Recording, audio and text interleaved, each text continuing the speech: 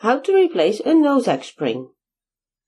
Like I said, the springs are in good nick in the dining room chair, so I use a sofa as an example how to replace a Nosak spring.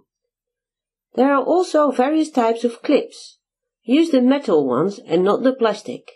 They break easily. The end of the spring is hooked up into the clip.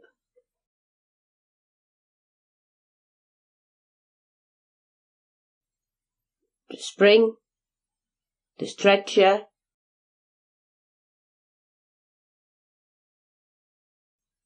it's adjustable with a hook.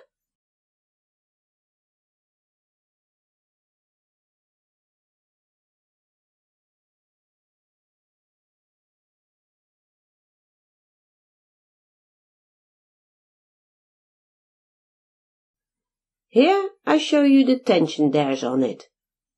Wear your protection goodies.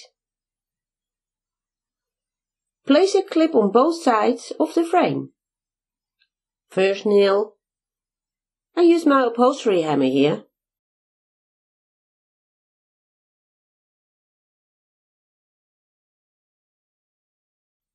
Second nail. On one side fasten the spring and clip.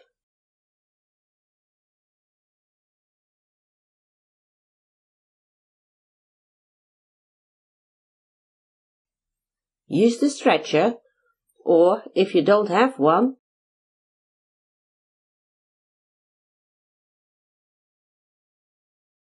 a locking pliers will do as well.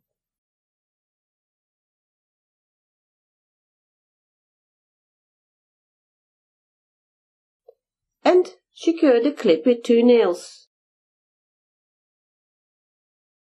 Use rubber rings to hold them together.